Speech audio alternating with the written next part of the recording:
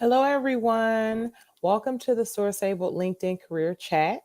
I am Roshaunda Green. I'm your host. I'm an account manager for diversity and inclusion at Wrangham, where I work on the SourceAbled team. Thank you for joining the chat session today. And our topic today will be college graduate job search tips. So, if you know anyone that can benefit from this information, invite them to join or share this session with them. So let's get right into it. Let me tell you about this awesome company that I work for called SourceAbled. At SourceAbled, we focus on attracting qualified candidates with autism, neurodivergence, and disabilities with our clients who have autism at work programs or who provide accommodations for our unique candidates to help them to succeed in the workplace.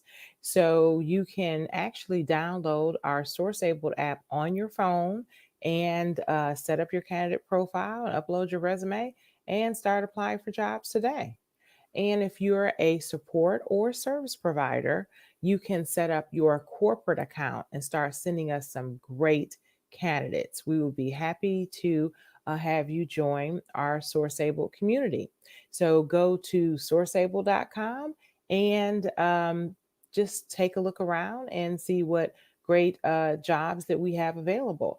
And if you're on the site and you don't see any jobs that align with your skill set or your location, please feel free to email Roshaunda at Wrangham.com and I'll conduct an informational interview and we'll work until you're gainfully employed to find uh, either a client that is aligned with your skill set or look at some of our remote opportunities. And we get new jobs in every day. So don't get frustrated if you go on the site and you don't see something that's a direct fit for you at that time. Like I said, we get new jobs in every day. So just be sure to continue to check. And like I said, you can always email me and we can conduct an informational interview. So let me tell you about our amazing resume sweepstakes contest. Really excited about this.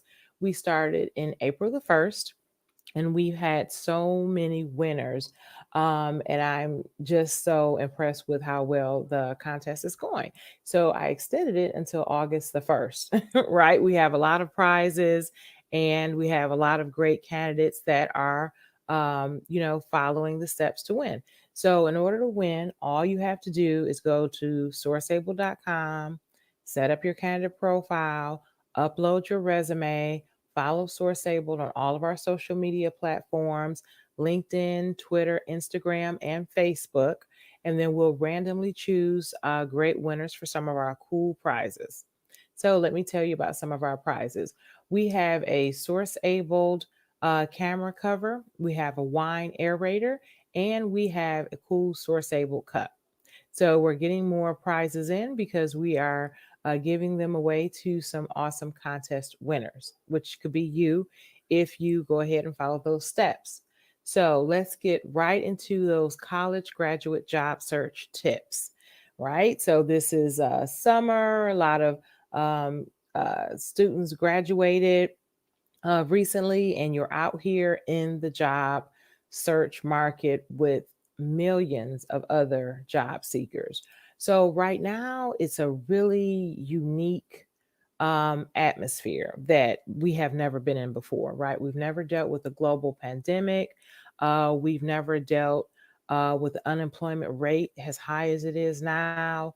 And the job market is oversaturated and the worst that it's ever been before. So it's highly competitive, and you have everyone like just applying for everything.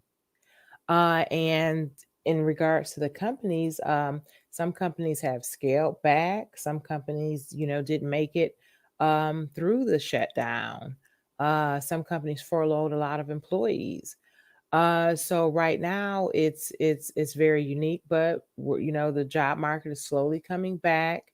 Um, some jobs are now remote forever, which is amazing.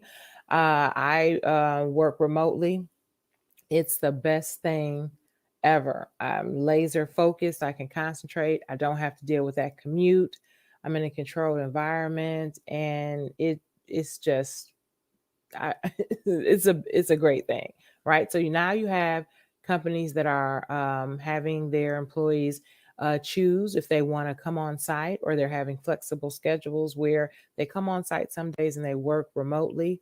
So you have a lot of different opportunities in regards to your location, right? So now maybe you don't have to relocate for your job, since a lot of jobs are remote. Some people are actually going to warmer climates or vacation spots, since they can work remotely and they can just be anywhere. So they're really enjoying themselves.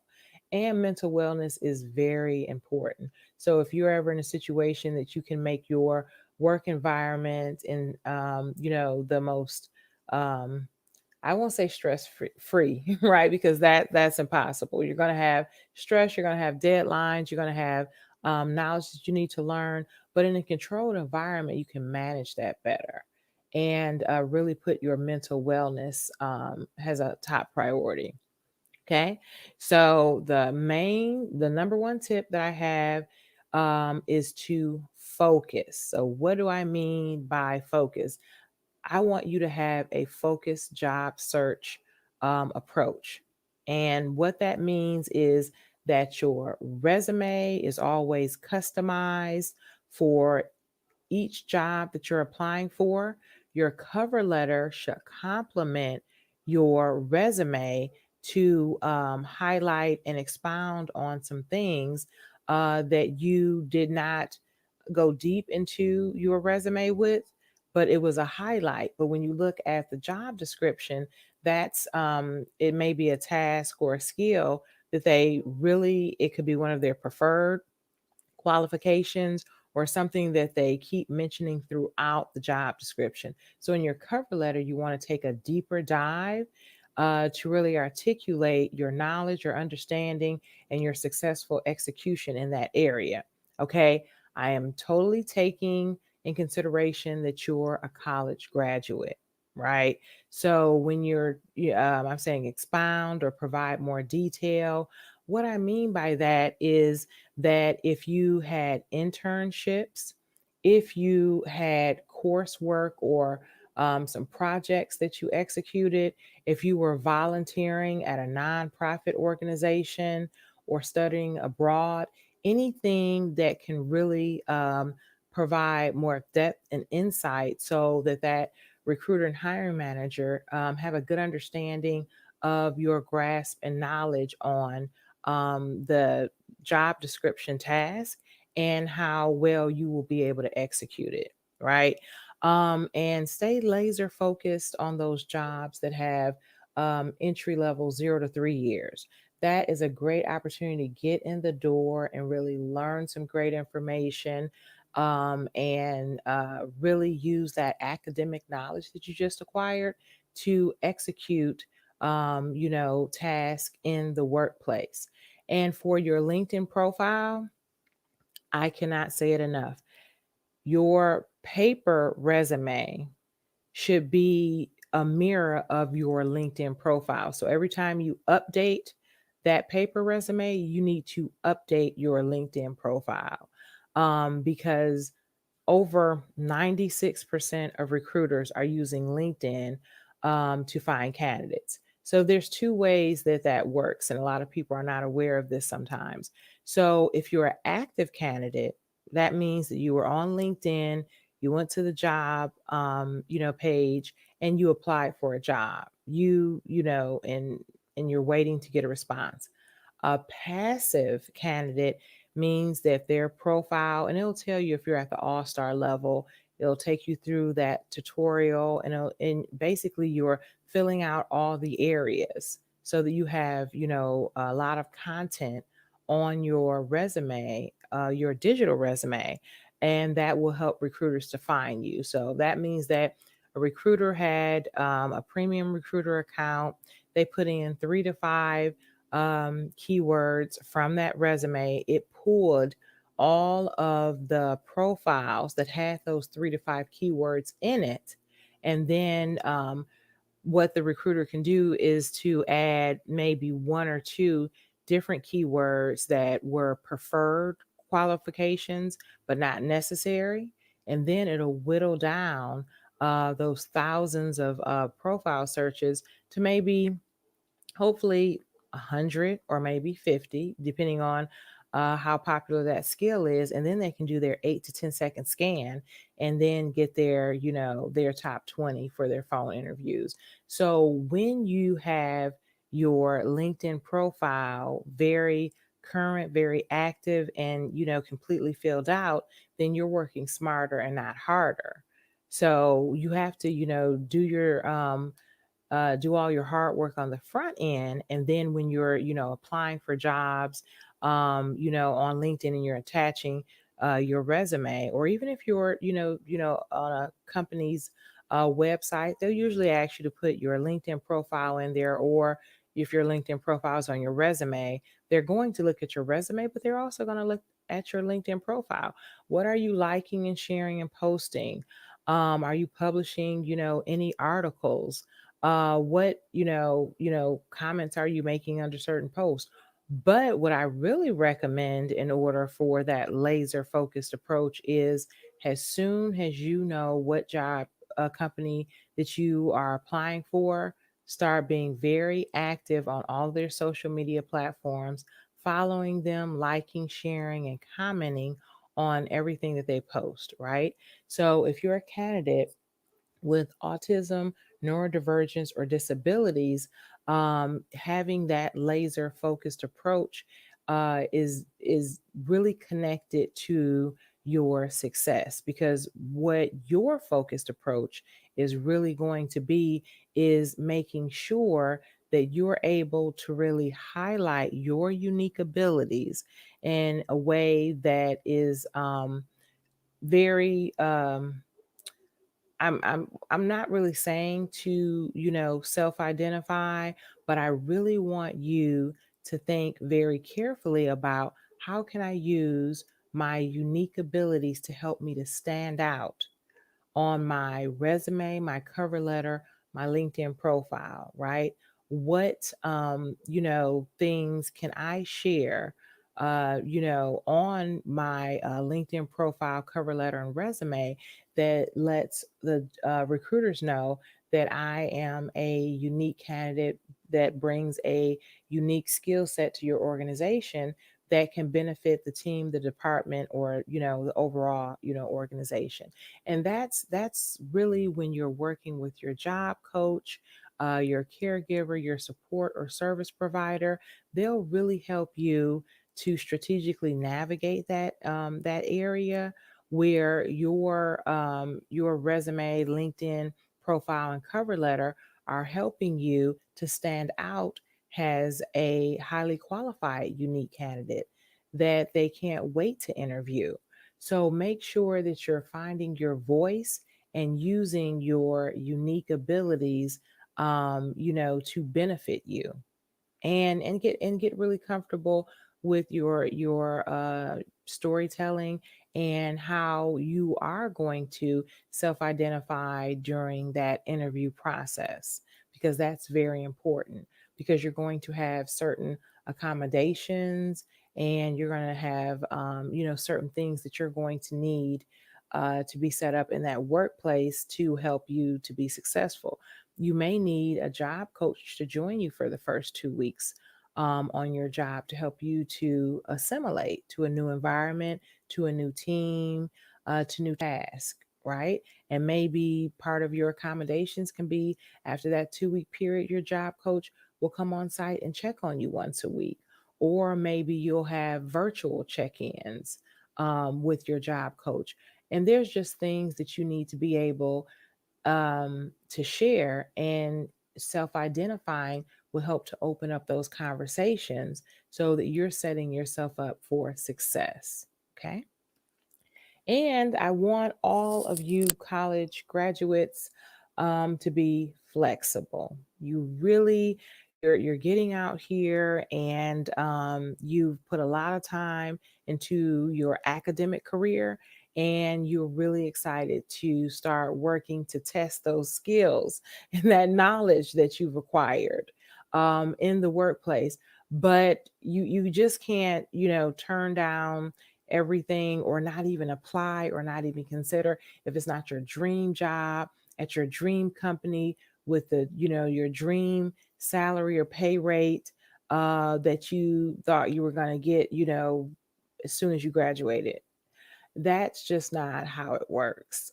So when I say be flexible, I want you to think about, I'm I have the ability to get hired at an organization where I can really um, learn new skills, learn, how to work in different cultures, learn how to work with different teams. Sometimes you're coming into a local company, sometimes it's national, or global, right?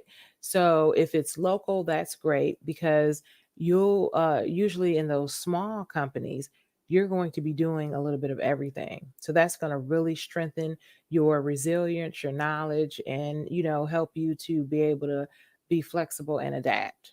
Okay, you're working at a national company is great, because then you're working with different team members or different divisions in different states, and you learn, maybe in California these are the laws here, or maybe, if I'm, scheduling, if I'm in Eastern Standard Time and I'm scheduling an interview in, Central Standard Time or Mountain Standard Time or Pacific Standard Time, then, how am I going to need to navigate, right? Or if you are just really supporting a lot of people in different locations, that will help you to understand different cultures, different levels, and different strategies, which is great. Working with a global organization is amazing. I work with some awesome team members in India, and I'm learning so much from them. They're learning so much from me, and it's really stretching me and allowing me to upskill and gain different knowledge. But what you can never be stuck on is, if this job is not this specific title for this specific pay, for this specific organization, then I'm not interested. And that's just not how the job search works. You have to just open up your mind and focus on the positive. What can I learn in this job? How will this help to provide a strong foundation for my future career aspirations? Right, because you're growing, right, and I think it's completely fair to make a 1 to 3 year short term plan, and then to also have a 3 to 5 year long term plan. But in order to start establishing any plan, that you have to, start somewhere. Okay. So when you walked across that stage, and then got on your laptop and start setting up your candidate profiles and applying for jobs, you just have to be open and apply for jobs that you are qualified for. And when they say 0 to 3 years, and that pay is entry level, the task may be entry level, and I know that you've acquired all of these degrees or certifications and committed a lot of time, the academic knowledge is a great foundation, and it's a great start. The academic knowledge, I believe, is really necessary. But if you haven't executed any of those tasks in a corporate environment, then that's just what it is. It's knowledge that you actually have to learn how to use. So really be open and be flexible. And those candidates with autism, neurodivergence, and disabilities, that is a change, right? So you were getting acclimated and comfortable with succeeding in your academic career. You knew your schedule, your classes, and you were able to be successful in that area. Now you're going into a corporate environment. That's a huge transition. And with those transitions, it brings stress, it can bring anxiety, you can get overwhelmed. So, what I would really recommend is even working with your job coach to prepare you for your interviews and also prepare you for that first 2 week period where there's a lot of onboarding, a lot of training, a lot of meet and greets with different team members that you'll be working with. And you definitely want to be poised, professional, and comfortable. So with you having that job coach there, it'll help you navigate through that new space, right? So those are some things that you should definitely use to your advantage, and be creative. Right, I just can't really say that enough. A lot of internships were canceled, right? Companies were laying people off, companies were downsizing. A lot of companies didn't make it, through this global pandemic, and we're still dealing with it, right? Some companies thrive, like I said, the clinical and the pharmaceutical companies are thriving very well right now, right? Every industry wasn't so lucky, and they're still feeling that, right? A lot of companies, most companies are in the red. They may not level out or bounce back as fast. They're going to have a long term, um, you know, bounce back if hopefully. So that's something that a lot of recruiters and hiring managers are completely aware of. So if your internship was canceled or you had an on-site internship that you were going to be doing a lot of hands-on work and getting acclimated in that corporate environment, and then it was switched to remote internship for some people's some students internship that wasn't canceled. So even in that environment, it was different, right? You were in college and you were in class, and then it switched to remote. So hopefully that remote internship, if that was an option for you, it was a smooth transition, right? But you probably feel like if your internship was canceled, that you really didn't have, that work experience that you were going to use on your resume. So what you have to do when I say be creative is there's always nonprofit organizations, especially now. They're still feeding a lot of people, and there are so many people that need help. So if I wasn't able to, if my internship was canceled, or maybe I feel like I need more hands-on experience to help to make my resume stronger with my skills and my experience, then go to reach out to these nonprofit organizations and try to gain some of that experience that you want to make you a stronger candidate, right? And that's the great thing about working at nonprofit organizations, because they need all the help that they can get, and the volunteers that they do get, they have a lot of responsibilities, and they're not really looking for you to be 100% qualified when you apply for those volunteer opportunities. They're just trying to get as much help as possible. So that's where maybe if you're trying to gain more marketing skills or social media skills, or even corporate skills, project management, leadership, maybe some HR, maybe some recruiting, maybe some mentoring and coaching, that this is just a great opportunity to do that. So conduct your research about nonprofit organizations in your area. Some have on-site volunteer experience opportunities, and some have virtual experience opportunities, but it looks good on your resume. So while you're searching for these jobs and you want to keep building up your resume to be a strong candidate, um, just volunteer. Start volunteering, and it will really help you to stand out, because what a recruiter or hiring manager is looking at is that you're going over and beyond and you're not getting compensated for it. So that means that you're really passionate not only about helping people, but about, growing and just showing that you're a lifelong learner. Right. And that's a great way to do that. And if you have autism, neurodivergence, and disabilities, there are so many organizations that serve that population, so that you can volunteer there and you can actually, find peers, find some support groups, and really get connected with people that share some of your interest. And that's a great bonus. So while you're volunteering to help and to build your skill set and your knowledge and understanding, you're also finding some great friends, and great opportunities to continue to nurture those friendships. So that's definitely a bonus.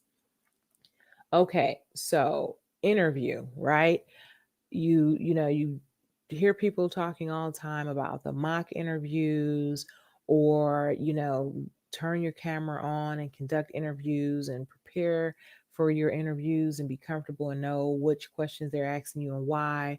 But another area where a lot of people feel uncomfortable reaching out is for informational interviews.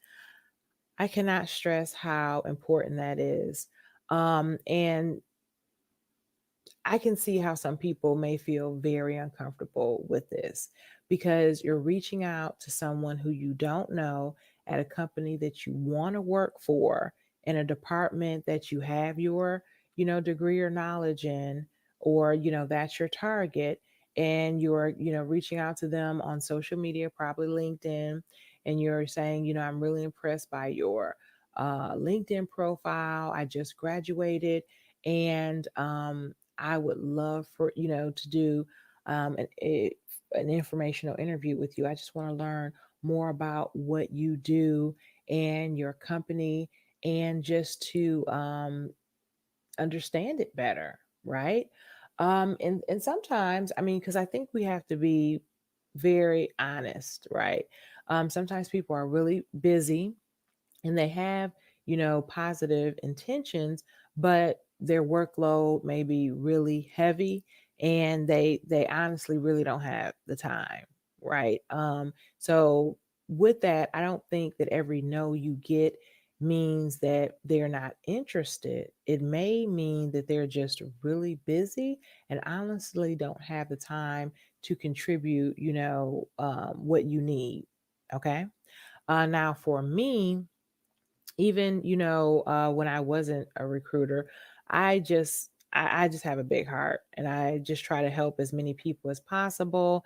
And I'm just very passionate about mentoring and coaching and counseling, and just trying to help people. I always put myself in the other person's shoes, and I was like, what would I need, if I was that person, and could I give it to them, right? So a lot of my, lunch breaks, I would just use it to do a lot of coaching and mentoring and informational interviews. Because that really, fed me, because that's a part of me that, makes me who I am. But everyone is wired different. So don't get frustrated or overwhelmed by people saying no or not even responding, right?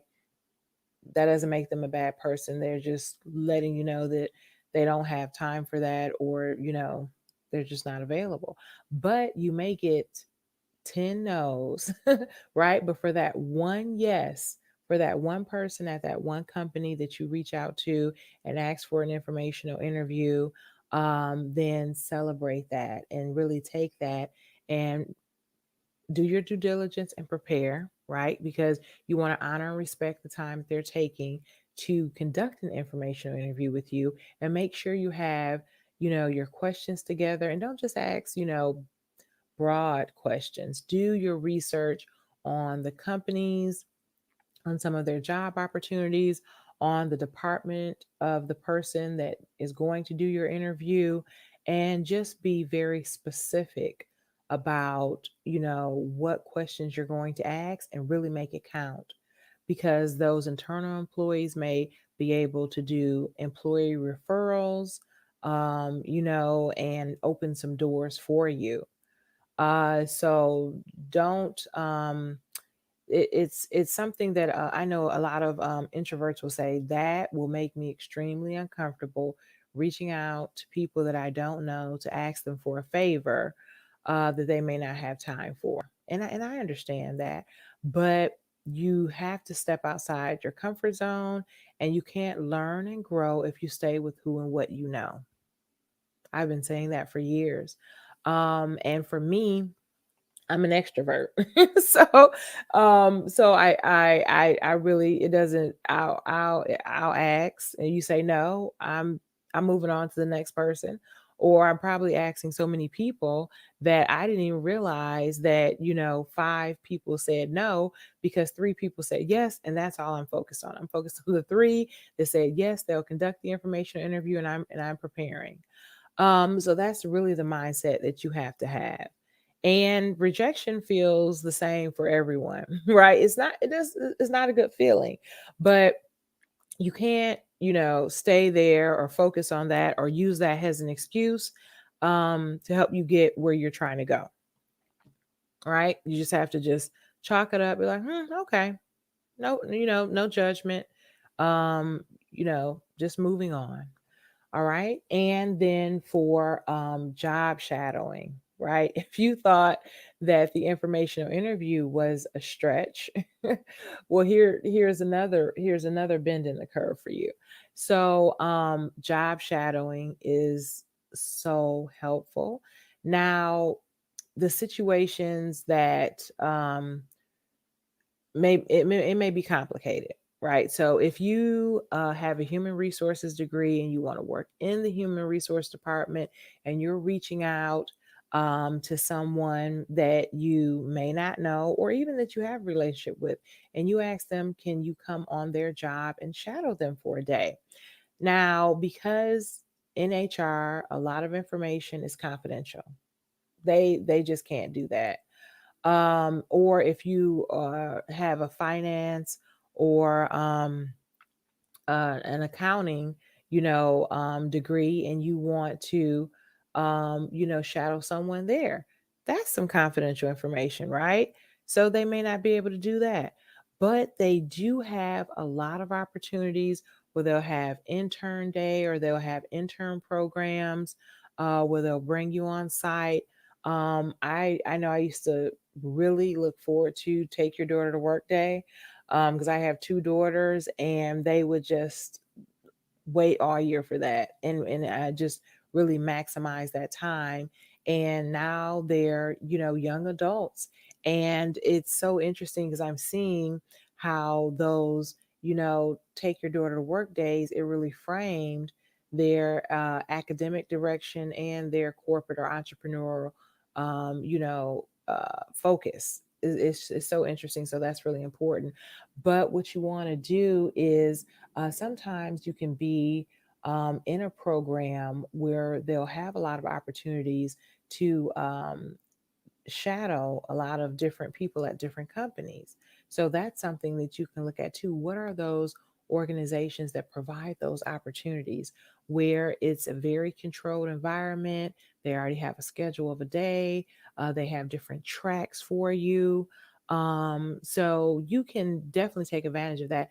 And you see a lot of those job shadow opportunities in some of these networking groups. So, based off of your industry or your area of expertise or your degree, then you look for those organizations that provide those opportunities for you. And they're there, and they'll be very helpful to help you get insight and a better understanding of these different companies that you want to work for, right? So as I said about volunteering at nonprofit organizations, and I'll even say, even when you start working, right, and you're on a job, and you still want to, get more knowledge, or you felt like you were contributing to something bigger than yourself, volunteering at these nonprofit organizations, then continue that, right? Because if it helps your overall mental wellness, and for you to have a place where you can focus on something other than your problems, right? And then you go help those that are less fortunate, and you realize how fortunate you are. But I would say that volunteering can definitely be something that you can do throughout your life and your career. And I've just always found value in that. So another way, and I'm trying to really have laser focus on connections, on joining groups, of connecting with like-minded people that can help, open doors and provide opportunities for you. And with groups, it's just a great thing, right? So on social media, I have all of my professional social media pages, right? So the groups that I connect with directly align with my background, my degrees, or different jobs that I have worked in or that I'm working with now, right? So on all of the groups that I have, I just did searches on, because I have a lot of clients that are on the SourceAbled side. So that means that my candidates have autism, neurodivergence, or disabilities. And the first thing I did when I got hired was I started following any group that has anything to do with autism, neurodivergence, and disabilities on LinkedIn, Twitter, Instagram, Facebook, TikTok, and Clubhouse. Because what I'm doing is I'm immersing myself in in the community to find great candidate pipelines, to share great jobs with, to understand what's going on that will help me to better connect and understand my candidates and my clients' autism at work programs, or how to better, utilize this knowledge from these groups. So I would definitely strongly encourage all the candidates out there with autism, neurodivergence, and disabilities to join some of these amazing groups. They have great discussions. They are always providing information. I know for me, I'm always sharing, jobs or different programs or conferences, or opportunities that we have at our company. So that's a great way when you're trying to find work and understand where those opportunities are. And the best way to do it is put yourself in as many situations and environments that can help you to connect with those people who have jobs, who have knowledge, who can provide guidance and counsel. Or sometimes you're in a group and you're just sharing, like minded information. And it just helps you overall with your mental wellness, because the job search is, it can be very frustrating, right? And then the interview process can be very overwhelming. So when you're in those groups and you have a sounding board that lets you know that you're not out there alone and that we're all dealing with the same problems, that is, a really good feeling, right? Because it brings comfort to you at times when you need it the most. So when we're just talking about jobs, right? So you just graduated, and I told you all these, tips for all you college graduates, and what jobs, do we have for you? So I actually pulled some of our jobs in our different, categories. So we have, IT jobs. We have actually, we're getting more remote IT jobs, which is amazing, because that is like I said, just being in a controlled work environment. I just, it's a win. It's just a win-win. And I understand that some people really like to be on site, interacting with your colleagues, and in the workplace is very important. And I'm not taking anything from that. Everyone is different. I live really far from everything, so my commute was very stressful all the time. I was just in the car all the time. So it's not that I didn't enjoy the workplace or my colleagues, it's just that I was thinking about the long drive there and then thinking about the long drive back home. So that just kind of like consumed a lot of my energy and my time. So we have some great IT remote roles. We have roles in Texas, Missouri, New Jersey, and Illinois. We have um, tons of warehouse roles in Pennsylvania and in other states. We have some great financial roles in Illinois and Michigan, in New Jersey and Virginia. And I just put a few states in here because we have so many opportunities that I'll continue to share with you. We have some clinical and pharmaceutical jobs in Massachusetts, in California, Connecticut, Illinois, and New York. And we have a lot of business operation roles in Illinois, New York, Massachusetts, Pennsylvania, and Virginia. So let's just go a little deeper, right? So I told you about like some of the areas that we have some of the jobs in. Let's really go and talk about these specific jobs. So for remote jobs, I pulled a few. We have a full stack developer job, and you must have mid level software development experience in web development and web technologies. I also pulled our diversity disability specialist jobs. So you'll be supporting candidates with autism, neurodivergence, and disabilities. Okay. And we have a diversity recruiter jobs where you'll find, attract, and hire candidates with autism, neurodivergence, and disabilities. We have several software engineer jobs. We have level one and level two. And these jobs are in Fort Collins, Colorado.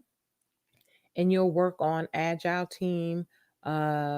agile team developing state of the art software. So for the level one, it's more of the support. For the level two job, it was more of the management of that. Again, we have the warehouse assembler, forklift operator jobs in Middletown and Mechanicsburg, Pennsylvania. We have data scientist job in Tudorville, New Jersey. I'm pretty sure I didn't say that right. And you'll evaluate the statistical methods and procedures. Okay. And then we have a data entry specialist job.